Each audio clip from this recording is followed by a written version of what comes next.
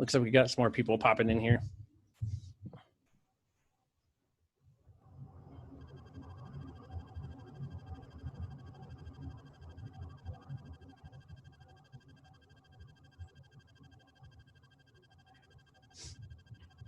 Good morning, everyone. Hello. Morning.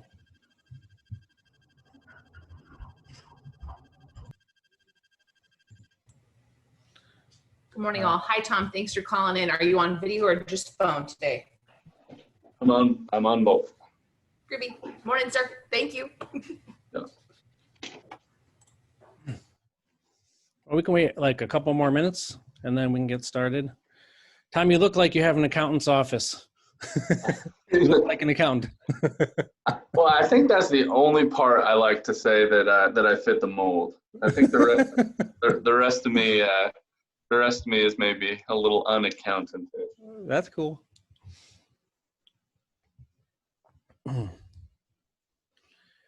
Well, I guess we can get started. If you want to maybe introduce him, Elizabeth, and tell us what you know about Tom. And this is my friend Tom. He's a mafia boss. No. This is Tom Czarniecki. He is with Czar CPAs in Boise. He is my accountant and several other people in the group and in the area.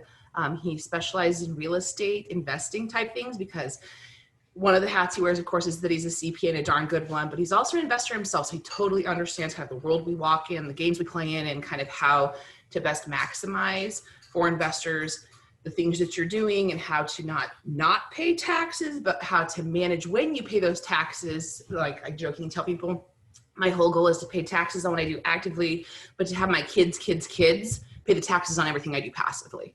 So Tom's my go-to guide. And like I said, he's just a good guy to have around. I gave him a couple of just kind of high-level topics to discuss with us because I think they're the kind of most pressing things this morning. And one of them is always for me every year is like the question, okay, is this the year that we take that one business from an LLC to an S Corp? And why does that matter? And what's important about it? So, Mr. Tom, anything else you want to add before you just blow all of our minds? That's a big shoes to fill there, but I will attempt to do that. I think the couple things that I was going to touch on today as it relates to what I believe everyone is mostly doing is LLC, pass through sole proprietorship to an S Corp, when to make that switch. That's one of the most common questions that I get all year long, and that's real estate related, non-real estate related. That's just business owner related.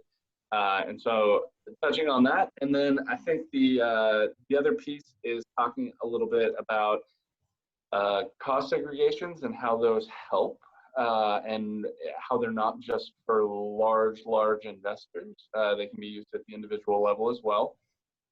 And then just talking a little bit more about tax planning and strategy. The thing I see with investors, often real estate investors, is there's the flipping, and then it's the option of holding as well. So when does it make sense to do both? How does one help the other one? And so those are the couple things that I was going to touch on today, if that works. Cool. This call is being recorded, if it's okay with you, Tom, so that we can post it on our Patreon channel for some of the members that aren't available to attend this morning. Yep. Yeah, gladly, no problem. Okay. And just so I manage the clock a little bit, how long do you want me to grab her on? We have an hour, so okay. you can talk for. Hopefully, not use all that. And yeah, but 30 questions. minutes is great. Okay. So whatever it takes. Okay. So starting with legal entities, one of the questions I always get is LLC. The question I always get is LLC or S Corp, and the response that I often get, and a lot of you might already be set up in this kind of scenario. This might not be news to you, but LLC or S Corp is the question I often get, and the answer is often both. People have a confusion sometimes that an LLC is a Secretary of State given legal entity, and so the Secretary of State for Idaho or any state you're operating in, they're the ones who grant the authority for you to do business in that state. So if you have an LLC, you could have a corporation, you could have a variety of other legal entities. LLC is just the easiest. In the last 30 years since LLCs have been around, They don't require annual meetings. They don't require minutes, nearly as much paperwork as corporations. And so they're administratively easy to set up. They're easy to run. And so that's the default entity that I recommend. Now, when you have an LLC and you are a single owner, or a spouse, if it's one or more spouses, or just a one owner LLC, the IRS considers it a disregarded entity. So they say right off the bat that LLC is as if it doesn't exist on your taxes. And so that is the default treatment for a single member LLC or a spouse LLC in the state of Idaho or another community property state. And that makes sense for people starting out, and that makes sense for active businesses. So I'll use the term real estate agents or active flippers. When you're starting out, an S corporation isn't necessarily needed. We'll talk about the tax savings, why. But an LLC is like a blank slate of a legal entity. The IRS actually allows you to elect whatever tax treatment of that LLC you want. They give you the default treatment of a Schedule C or a sole proprietorship, but you can actually elect the LLC to be taxed as a C corporation like Walmart if you wanted to, which wouldn't be advisable, but you could. You could have it be taxed as an S corporation, which is the most common adjustment we usually make. So we end up most often seeing LLCs elect to be taxed as S corporations. So it's kind of a hybrid entity. It's an LLC for legal purposes, and it's an S corporation for tax purposes. So along those lines, we don't have people start out as an S corporation because it costs more money to be an S corporation. There are 2 tax returns to file at the end of the year, both the personal and the corporate. There's a requirement for payroll, and those additional costs won't necessarily save you anything if you're not earning very much money. And very much money is kind of a subjective term depending on your industry. The IRS says you have to make enough to pay yourself a reasonable wage. And that reasonable wage is dependent upon industry, location. So a doctor in San Francisco has a much higher reasonable wage than a massage therapist in Idaho. And so we use Idaho Department of Labor statistics every year that they release, their occupational wage survey, to help identify what reasonable is, so it'll stand up against the IRS. But at the point you're active business, and it's important to note that you don't need an S corporation for passive income. So for rental properties, that's the best example of passive income. For rental properties, long-term rentals, buy and holds, you don't really need an S corporation because that income is inherently passive, meaning there is no Social Security, there is no Medicare tax on that rental income.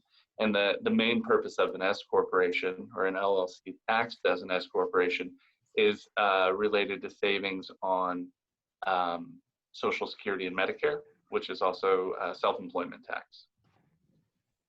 So we don't need it for the LLC, for the long-term rentals, and so we usually have a split structure, like a split entity structure, where we have individuals, investors that are doing an active trade, and then we have individual investors that are also doing a passive trade. So the active trade might be your flipping or being an actual realtor. Passive trade would be the buy and holds landlord rental long-term. So we tend to have separate entities for those. We tend to have a passive entity that is just a disregarded entity for the passive business. And then we have an LLC S corporation for the active earned income. And so Tom, that's how my business is set up. I have a real estate company that does normal real estate transactions, Yep. and I take a paycheck out of that company, and then we have a passive one that hold my rentals in. Yep. So, Yeah, same And thing. that- And we actually do our flips in our passive one because it's not our main business. Our main business is, real estate commissions. And that's So a good, one of the questions, and I could go off on that side track for a while, but one of the questions is, at what point do you actually become an active flipper, right? If you flip once or twice a year, is that active, or is that just a short-term capital gain? And that's a really good question. And it's really situation by situation. Are you doing a half dozen and you have another full-time job? That might be on the border. Are you doing a half dozen and it's your only job is flipping? That might be a harder sale, saying, yeah, well, you don't have another full-time job to point over there and say, this isn't me actively working because I have a day job over here doing X, Y, and Z. In that situation, it might be easier to say, this is a passive, even flipping, a couple houses a year is a passive activity because I have this active activity over here. is there a tax benefit to saying it that way? Like, how is the income taxed differently? Not if you have an S corporation.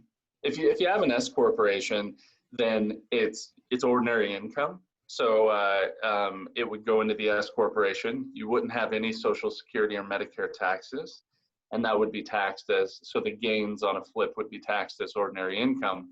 On the other side, if you said it's outside the S corporation, but it's passive, it would be what's called a short-term capital gain. And that short-term capital gain, when you hold a property for less than 12 months, that is also taxed for ordinary income without Social Security and Medicare. So it's really dependent upon that. And depending on your income, if your income exceeds $250,000, we would actually try to avoid doing the flipping, the short-term capital gains, because when you exceed $250,000, capital gains and other investments are taxed at an extra 3.8% investment tax. And under the current tax laws, if we were to put it under the business, some of you might know about the qualified business deduction. So the QBI, qualified business income deduction, is the 20% tax deduction on your business income. And that doesn't apply to short-term capital gains. It does apply to your S Corp income. So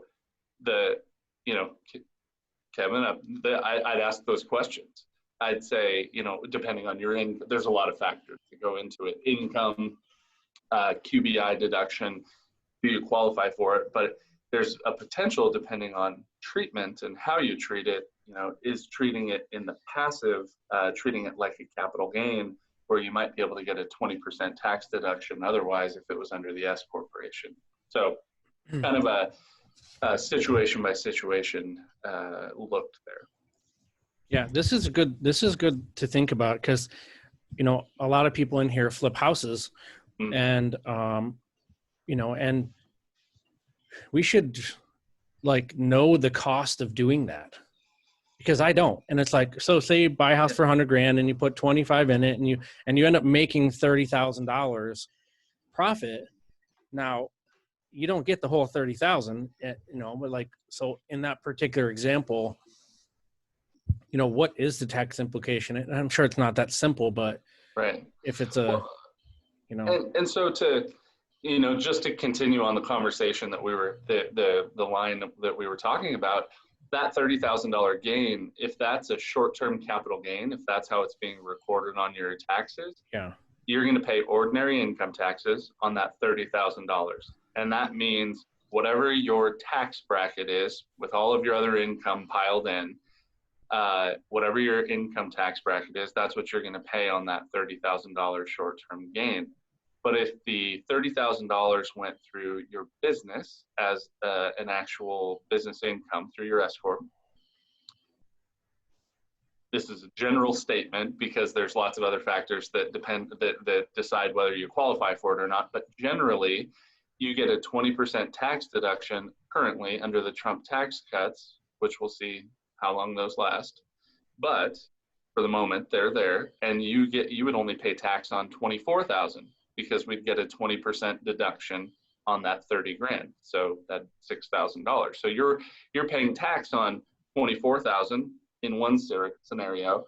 You're paying tax on $30,000 on the other scenario.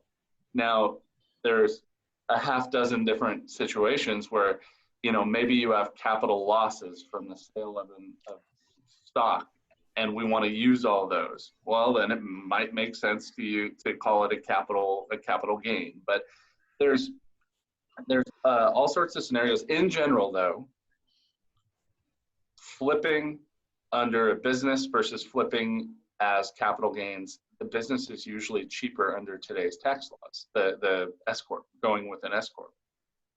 And so, and to back up just a half step, the whole savings with the S Corp is something that, do you mind if I share a graphic? Screen share here in a minute? Yeah, I'll have to make you the host, Tom. Hold on. So and there's 3 dots on the top right of your screen. So I'll make you the host, and then you can share your screen on the bottom. Then just make me the host back when you're done. All right, 3 dots, top of my screen. Well, for you now, just on the bottom of the screen, it says share screen. There it is. So do that first, yeah. All right. Oh, that's a fancy looking chart. You think I talk about this often? I finally had a chart made up. I needed a graphic. So, because I was tired of scratching it on the back of a napkin, and then people saying, "Do you mind if I take that with me?" And I'm like, "Yeah, it won't make any sense in about 5 minutes." But so this is what makes a little more sense that I like to share when talking S Corps. So this section here, to start with, Schedule C. This is a default treatment for a single member LLC. And I just used the net income of $100,000, nice round number. And to show the tax treatment and the tax savings, you have Social Security and Medicare tax on that $100,000 of about $15,000.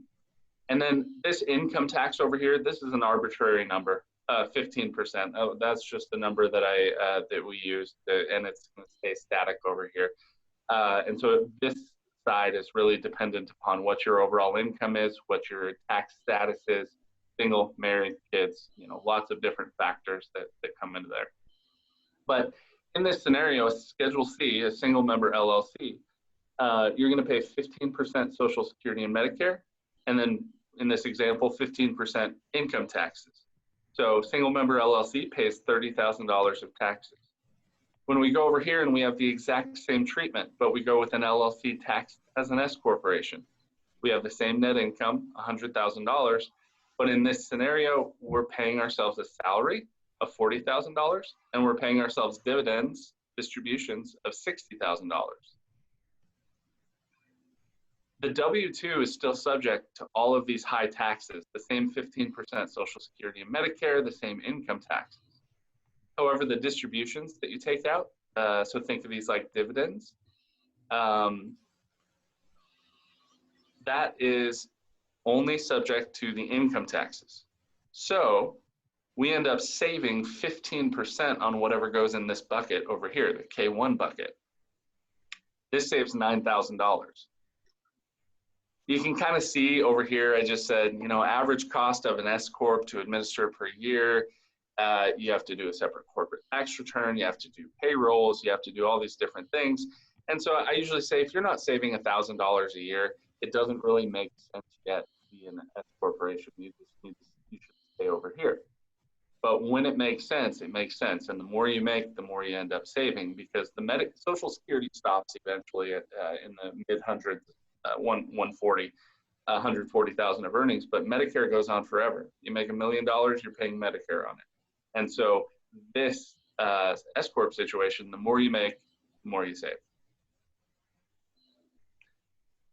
Might be any questions, might be a decent just pause point.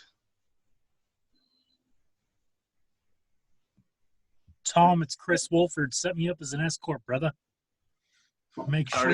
Already got you, Chris. Thanks. Yeah. So, Hey, Tom, this is Corey. I have a question for you. sure. The S Corp, as I understand it, I mean, I've set up a few different LLCs. An S Corp is simply an election on when you go to get your EIN. Is what you're talking about here different than that, or is that what you're talking about? Well, it's a little bit different. So on the EIN, when you get your EIN for an LLC, it's going to ask you, what type of entity are you?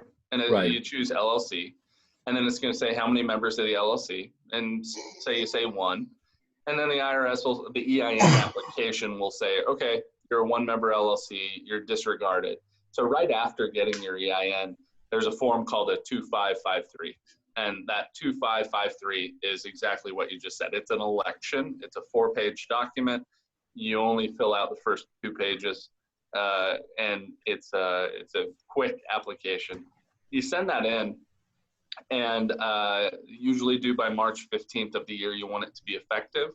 There are some exceptions to that. So if people on the call are saying, "Oh my gosh, I should have been an LLC. I should have been an LLC S corp for 2020," it's not too late, and there are some ways. So I would reach out, to your folks, to your people, and make explore this option, because as long as you file an S corp tax return by March 15th, if you didn't know about the election deadline, if you didn't know about the election itself, there is still time to make a retroactive election back to January 1st, 2020.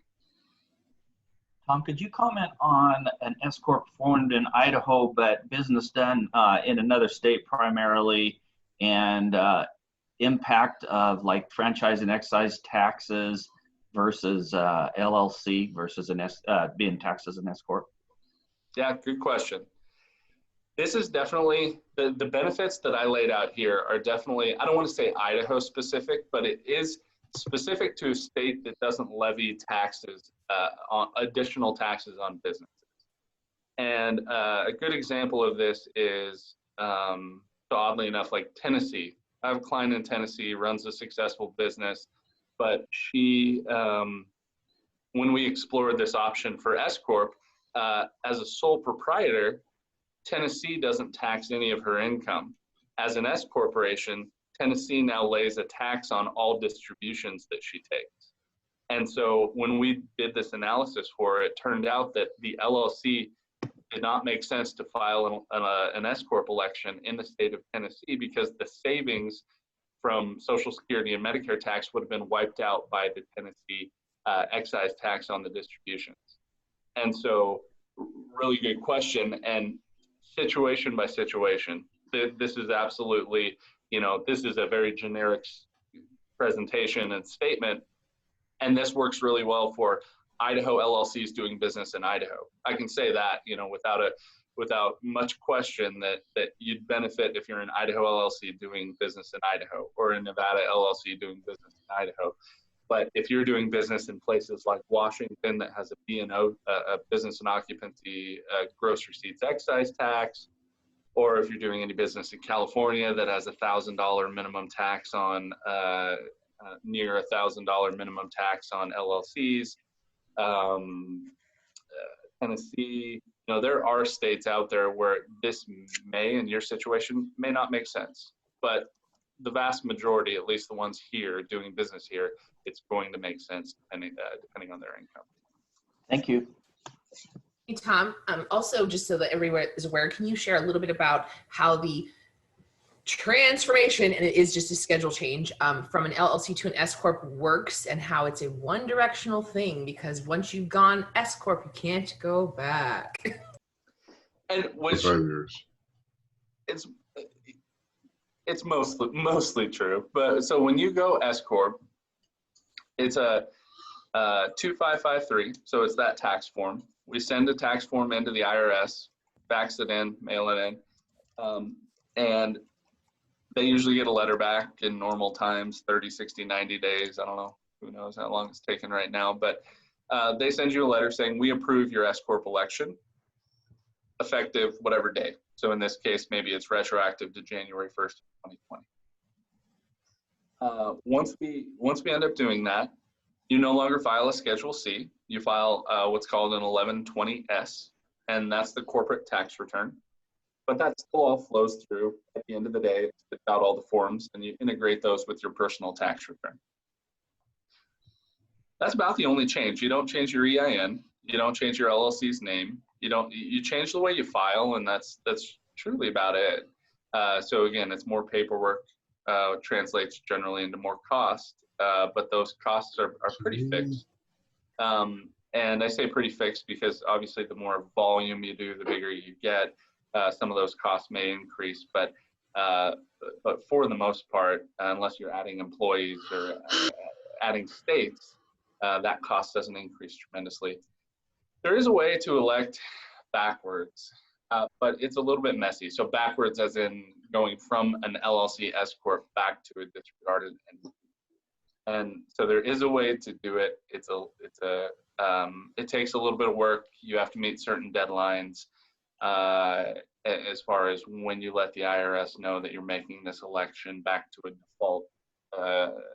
And then you may have some tax consequences just on the conversion backwards.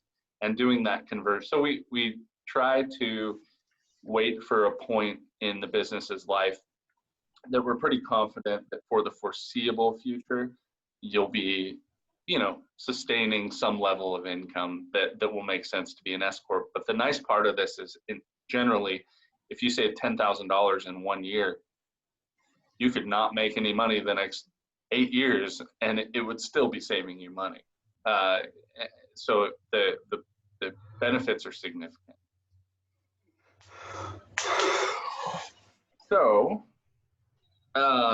So that's a little bit about S Corp versus just a single member LLC or a pass-through LLC. And I will say that this Schedule C, single member LLC section here, that could also say partnership. That could also say LLC with your neighbor and taxed as a partnership. Partnerships are taxed the same way as Schedule Cs. I just used this single member LLC because that's a common situation. But a partnership is taxed the same as this category here. And so partnerships would also benefit going to an S Corp if all of the same facts applied and you were actively flipping and things like that. Hey, Tom, on the bottom, on the payment schedule, if you just 1 or 2 people and you want to go this route and you need to pay yourself payroll, it looks like you've got payroll scheduled 4 times a year. Is that adequate? It is. So if we have 1 employee, if the owner is the only employee, or maybe spouses, or maybe partners, doing it 4 times a year is adequate. So we have quarterly filings for payroll called 941s, and those 941s are generally on a quarterly, and that's what we see. That's what we see down here, these payroll taxes that are due. In the first year, if somebody's making a retroactive, like January 1st, 2020 election today, we would kind of cram it all in the 4th quarter. We'd still be able to file. There's still time to make this election for this year. But then going forward, we try to get a little more regular on the payment of payroll taxes, almost like you're on a salary. And we generally don't issue you paychecks. So it's not like we're taking money, we're creating a check, taking money out of your business account, putting it in to your personal. What the paperwork we file generally is doing is saying, of the amount that my client took this quarter, X amount of it is wages. So let's say the $40,000 salary. Of the $25,000 that my client took this quarter, $10,000 of it was salary. And IRS, here's the Social Security and Medicare taxes on that $10,000. So that might be $1,500 a quarter. And you're paying it to them like right then? Yep. And some people do it at the end of the year. Some people don't pay themselves at all until the 4th quarter. So they'll file 0, 0, 0. And then once they know where they are closer to the 4th quarter, they'll pay themselves their whole salary in that 4th quarter. So the IRS is far less, I think they would care. They would say, oh, we want to see you paid regular. But they're far less concerned about how frequently you pay yourself, and they're much more concerned about what the number is at the end of the year on the W-2. So I have a lot of people who pay themselves all of it in the 4th quarter, and that's okay. The safer bet is to go quarterly. It's a little easier to manage cash flow when it's smaller, even payments. like expected payments rather than one big lump sum at the end of the year. But it's doable either way. Is there a form that's called to do that? The payroll, Yeah. 941 is that's the quarterly employer tax report. And so the 941 form is the filing. So the gray boxes at the very bottom of the screen, those gray boxes and those corresponding dates are due dates for Form 941. Hey Tom, Dale here. Quick question. I know in a C corp you can form a SEP, Simplified Employee Pension Plan. Can you do that on an S corp? Mm-hmm. Yep. So yeah, a SEP IRA can be set up in a C corp. It can be set up in an S corp. It can be set up as a sole proprietorship. So you can have that SEP regardless of your of those three structures. One of the other great tools, you know, a SEP is limited to 25% of your salary. So if you only pay yourself $40,000, a SEP is limiting you to $10,000 on this example. One of the great newish tools is an individual 401k. If you don't have any other employees, an individual 401k actually allows you to contribute. If you paid yourself this $40,000 salary, an individual 401k allows you to put up to $19,500 plus the company can match 25% that $10,000. So paying yourself the exact same $40,000 with a SEP, you have $10,000 of availability, and with an individual 401k, you could actually do like 29.5.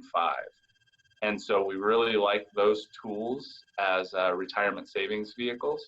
And if you're better than 50, or if you're 50 and better years old, you can do another $6,000 on top of that 19.5. So you could actually do like $35,000 into an individual 401k if you're really trying to maximize it. Hey Dale, can you mute yourself? There's just a little bit of feedback in your line. Thank you. Yeah. So we originally set up a simple IRA because we had an employee and we all contributed to it, and that was really easy. But now she's no longer here, and you know we could change to this 401k plan. Yeah, doing a full-blown 401k with employees is it's costly. Yeah. It's a lot of paperwork. Like, it makes sense if you're of a certain size or utilizing it, but for the most part, if you have employees that are not your spouse, that are non-spouse employees, doing something other than you know, a simple IRA is great. When simple is easy. Yeah, simple IRA is super easy. Limits 13.5 plus 3%. So simple and a SEP are kind of hand in hand if you have employees. SEP is bad if you have an employee for more than 2 years, because in that after that third year, now you have to contribute to your employee the same percentage of the salary that you're contributing for yourself. So if you do 25% of your 40, you got to do 25% of your employee's salary too. So a SEP quickly becomes obsolete once you have non-spouse employees. But they're great. They're easy to set up. So they're good things. This is something that I owned an electroplating factory in Ohio for a while. It was a family business, and I set up a simple IRA for the company. And I had factory worker guys, making $10 an hour. And I ended up leaving the company, and I came back years later, and a guy, pulled me aside and said, I've got $100,000 in my retirement account, and I would have never had a penny. And he goes, because this little thing that you set up that I didn't think anything of, goes, it made a huge difference for me and my family. And it was a good feeling to hear that, Yep. They're great. And they're pretty low cost for the actual company when you have these employees. And so I think they're great tools. So this is that's kind of the legal entity structure kind of conversation that we go over with new clients. Generally, making sure they're the right setup, making sure they're the right type of entity, make sure they're the right tax structure to maximize and make these sales and make the income the most beneficial possible. So what I can do is see if I can hand it back to you. So those little dots on the top right says make Kevin the host, I think, or something about unrelease yourself as the host or something like that. I don't know. I'll find it. Or maybe on my dots. Do you have it? You might have it. No, you have to give it to me. Like maybe on the dots on my screen, just hit ... and make host.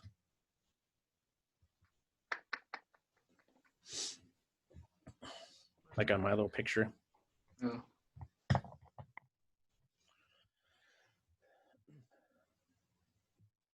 You see the if you click on my face over here and it says mute and ... I don't have the ... dots. That's the only problem. On my picture. Yeah, I got your picture up right now. If you mouse over the top of his screen, at the Yep. top corner, you see it? There should be a little thing on the top right, little blue box. I got gallery view. I got Kevin. I got meeting information, encryption, recording. Oh, there just on my photo. I found you. See it? Okay. Yep. There you go. Cool. Now it gets back to you now. All right. Does anybody else have questions for Tom? Tom, just a quick question on the out-of-state, your Tennessee example. Yep. It would seem in that scenario, if you're doing a significant amount of investing in Idaho and you're doing a significant amount of investing in Tennessee, you probably want to structure yourself an LLC in Tennessee, a separate LLC. Is that fair? Yeah, I would agree with that comment. You know, if you were doing equal parts Idaho and Tennessee, it doesn't make sense to lose all the benefits of the Idaho income just because Tennessee is messing things up. And so I would do exactly what you said. I would probably split that up and say, here's my Tennessee activity and my Tennessee entity, and then here's my Idaho activity and my Idaho entity. And so, yeah, that would be most likely my recommendation, depending on your situation. Makes sense. Thanks. Yeah. So one of the other pieces I get often is managing taxes and how to manage taxes overall when you're in real estate. And there's a couple different avenues and a couple different things we've touched on right now. One of them is the 401k, the SEP, the simples. So these pre-tax retirement accounts. Those are great tools. You can put a lot of money away. The downside for real estate investors that I found is that that money can be invested in real estate. You can have a self-directed 401k or a self-directed IRA. You could lend that money, not to yourself, but you could lend that money. You could invest in property. You can do things with that limited amount of things. You can't do an active trade with your self-directed 401k or IRA, but you can do passive activity, buying dirt, holding for speculation, lending money, so you can do hard money. But more frequently, you can do stocks, bonds, mutual funds. The problem that I end up seeing often is that it generally ties money up for investors, where otherwise that would have been a down payment on, let's say, a new property. And so saving in 401ks is fantastic. It also helps diversify. And I like Elizabeth said in my intro, I'm very pro real estate, but I'm also very pro diversifying and making sure that you kind of spread that wealth out. But real estate is also a fantastic tax savings vehicle. And so one of the scenarios that I use is let's say you buy a $180,000 house somewhere. You put 20,000 into it, so you're into it $200,000 of your own money, and let's say that house is worth $250,000. So theoretically, you could go and do a cash out refi if you wanted to hold this property. If the appraisal comes back at $250,000, they might give you 70% on a cash out refi. They might do 80%, but maybe not. But let's say they do 80%. If the house is now worth $250,000, in theory, you could get back your entire $200,000 investment. So what happens is you now own a house as a rental property, and you're not out any money because you got your entire $200,000 back because you did your cash out refi. Now there's holding periods before you can do a cash out refi, and so you got to meet, all these different rules, but there's a significant benefit of the buy and hold, and I just wanted to touch on that a little bit. So normally what most accountants end up doing is they take the $250,000 purchase, they depreciate that over 27 and a half years after peeling the land off, but we'll say it's a condo or something, so there's no land. But that $250,000 depreciates over 27 and a half years, and that's about $10,000 worth of depreciation deductions every year. But one of the more advanced strategies is we end up trying to do cost segregations on a lot of the buy and hold properties that our clients get. And what a cost segregation is that instead of treating the whole $250,000 as a lump sum, depreciating at 27 and a half years, we split that bucket. We split that $250,000 into different buckets. So we have a short-term bucket, which is carpet, fixtures, appliances, other short-term assets. There's the medium, which is more like landscaping, land improvements. And then there's the long-term, like roofs, walls, things that really are 27 and a half year property. When we split it into these different buckets, we are able to have a tremendous amount of depreciation on the assets that are less than 27 and a half years. So things like landscaping, things like furniture, if it's a furnished property, appliances, flooring, carpet, those things can be depreciated under the current rules. There's an option to take bonus depreciation, which equates to 100% of the value of those short life assets in the first year. So traditionally in the last few years, what we've seen is anywhere from 10 to 20% of the value of the property is allocated to those short life assets. So using our $250,000 asset that you have no money into because you've done a cash out refi, that $250,000 asset, you might get anywhere between a $25,000 and a $50,000 tax deduction in the first year of owning that property when you do a cost segregation, instead of maybe a $7,000 or $10,000 deduction for 30 years. So by front loading that, you can get anywhere from 3 times to 5 times the tax deduction.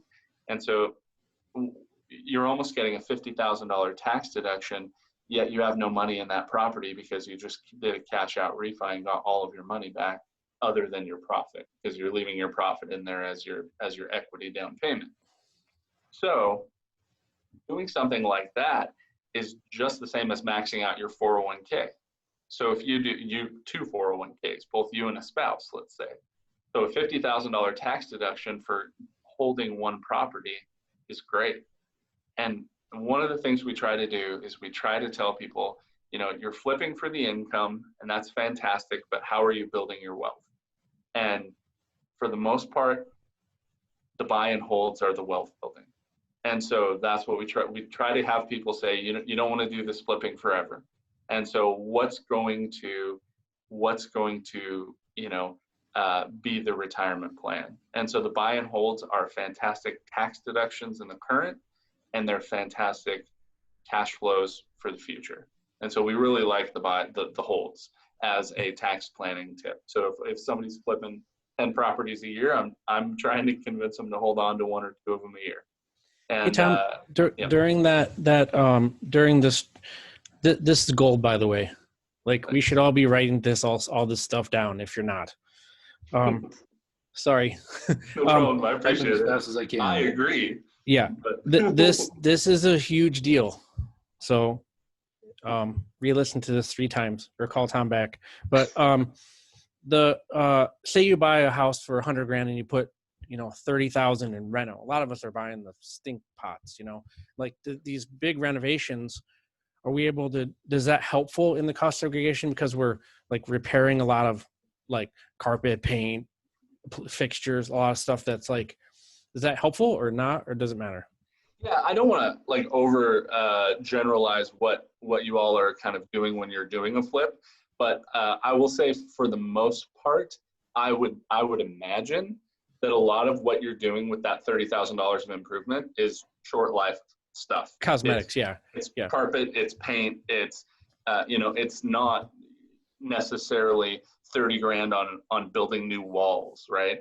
And so I totally agree with your comment there that yes, it helps. It does help, but these types of things, these cost segregations, and one comment I should say is that you don't get to depreciate the value of the house, you get to depreciate your basis. So in my 200,000 going up to 250 example, I should have said that really you're depreciating 200, not 250. What you paid, you don't yeah. get to depreciate something that you didn't really pay for. So just that comment right there. But yes, like keeping track of what you're doing, not just how much did you put into the house, but is the 30 a new roof, or is the a new concrete, or is the 30 all carpet and paint and countertops? Because those are very different things. Yeah, even And- an HVAC system, you know, only has a 10-year life usually. Yeah, HVAC and plumbing and things like that are different than, you know, driveway and trees. And so like these are actually different things. And if you're not taking the advanced depreciation, some people are saying, well, you're just kind of robbing yourself in the future. I am. Like, I don't want to wait 30 years for this tax benefit. And so I am going to rob myself and push all that depreciation forward. But the idea is the more I can do now, you can never make up time, right? So the more I can save now, the more I can do now, the more I can make now, so my future continues to look brighter. Yeah, write that down, everyone. Yeah. Yeah. And I'll trademark that. Yeah. Yeah. With this depreciation, is that, I've heard that is an expensive process, but is it not with a single family house or? Great question. Great question. So I have some like a large family that owns lots of apartment complexes. And so they have cost segregations done by engineering firms. And the cost segregations they're doing for a 200-door apartment complex, probably costing $30,000 to $40,000 for them to do. They're probably going to save $200,000 in taxes by doing it, though, so it makes sense for them. There's a great new tool online, and it's a DIY cost segregation, I think is the name of it. If you Google DIY cost segregation. We've been using this for the last couple of years, and what it is you plug in all the information. So it has all of the cost information in the back end of the system. It has costs by location, zip code, like all of that stuff. So you say it's a triplex built in 1978 in Boise, Idaho, and it was this much money, and here's the square footage, and here's blah, blah, blah. So you enter all the information in. I don't want to quote them. I think it's like $400 to do. And I generally recommend that if you're buying in the same location, those cost segregations, if I have a client buy one of those, I'll use the same percentages if you're buying similar properties for up to 2 years. So even if prices go up, that's fine. But for the most part, prices, like what percentage of the house went into each bucket, is not necessarily changing. It's just the bucket is getting bigger because the prices are going up. And so I think one client I'm thinking of in particular, we do one every 2 years, and he has a number of different properties, but they're all in, they're all in the valley. They're all in the Treasure Valley. And so because they're all within a 20-mile proximity of each other, we're not doing one for every single property. I think the IRS would accept that reasonably all of these are going to be similar. Now, if you're buying a 1978 and then new build, we might need to do one for each one of those, so we have kind of a across the spectrum a little bit, saying, okay, the new build is going to be probably more than 10% in that short life because it's all new stuff. The 1978 might not be, depending on the property. But we try to minimize cost, because that's the thing, is I want all of this benefit. We can't just throw our thumb in the air and like guess. But this is the most economical solution, and for a few $100s, it makes a lot of sense if you're saving $10,000 by doing it. So yeah, that's great ROI. Again, everybody write that down. Yeah. Like that one's super important. DIY. I And love Tom, cost aggregations are great. is awesome. And then Tom, the other things we're getting close on time that I kind of want you to touch on is give everybody kind of a rough idea, because I know you and I'm obsessive. Like, I'm just going to tell, I'm obsessive compulsive about these things. So Tom and I start planning things well in advance. Like, we'll be meeting to do taxes, and at point we're doing taxes in 30 days or less. We will be planning for the balance of our year how to take our active flipping dollars to buy passive income and things like that to maximize our tax benefit on a schedule. From an accountant's perspective, when should you be checking in? Because real estate investors are notoriously great at being like, oh, it's the last minute, I have to have 1099s out in 14 days. Hey, Tom, it's time to do taxes. So one of the things that we try to do is we take a more active role with our clients on this side of it. So that doesn't mean that we have to do your books. It doesn't mean you have to pay us to do bookkeeping for you. It just means that we try to encourage our clients to stay more in touch throughout the year. And in any self-employed individual, we're hoping to meet with at least a couple times a year for this, because I don't want a surprise. Nobody wants a surprise. And so if we're meeting in June and November of every year on top of tax time, yeah, it's going to cost a couple more $100 every year. But what the trade-off is that there shouldn't be any surprises. Like, by November, you know exactly what's going to happen in your world between then and the end of the year. So if we're talking in November, you'll have a number, as long as we have, you'll have a number of what do we do before the end of the year to minimize taxes? What's our estimated tax liability right now?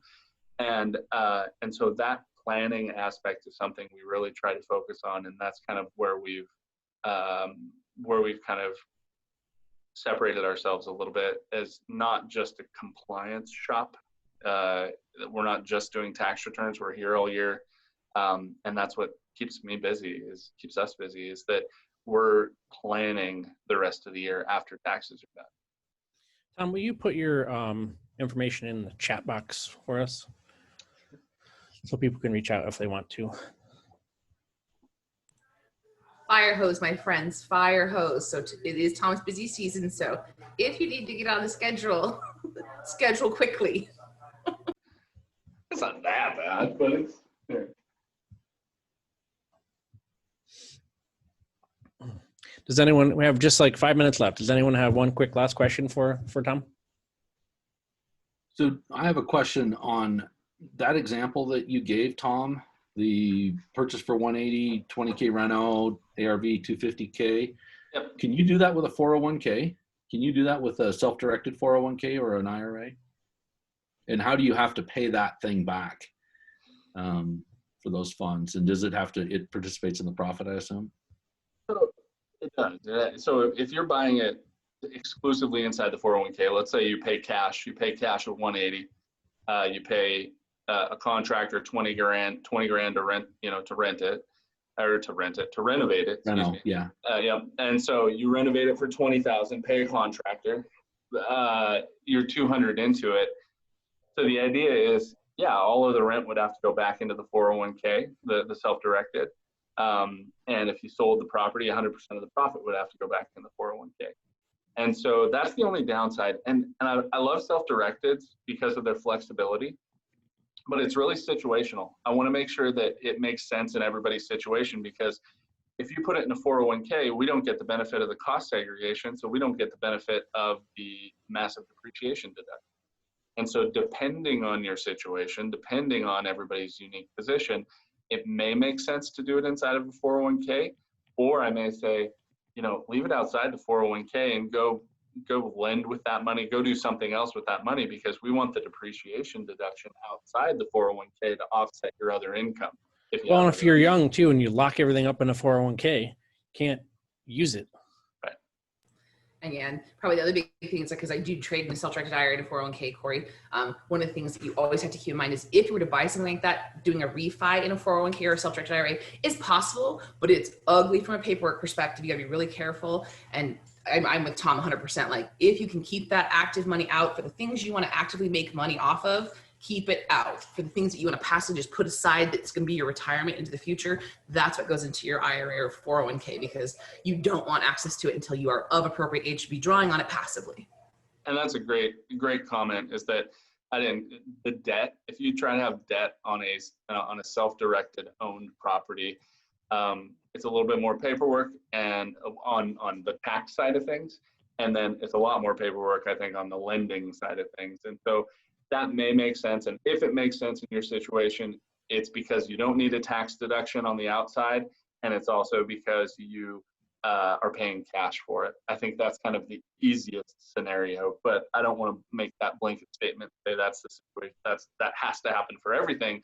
But in my experience, you're paying cash and you have a low income outside the 401k. And so it's okay to put it inside. Okay, thanks. Makes sense.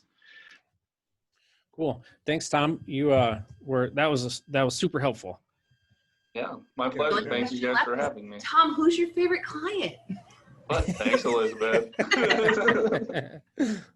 Yeah, thanks for inviting me. Thanks for the invite. Appreciate it. It's fun. I enjoy it. Yeah, no, that was really helpful. So, cool. All right. Well, so I dropped my email over on the chat box, and so people feel free to email with questions or one-offs. Like I'm happy to answer those. And so whether you're a client or not, but happy to, if something pops in your head after the fact, like by all means, shoot me an email, and glad to answer. Cool. And I would have just one request for the group. These meetings are super helpful. If you have someone in mind that you think would like to come on the call, maybe let's try to have everybody at least invite one person to the next call so we can get this thing growing a little bit. So that's my one request from everybody. And I'm going to post this one for free on the Facebook group, the Boys Investor Facebook group. So point people to that. The other one on there is the call with Jason Dries. So let's try to get some other people on this call so everyone else can learn as well. And we'll talk next week. Thanks, Kevin. Have a great week, guys. Thanks, Tom. Thanks, Kevin. Thanks, guys. Bye.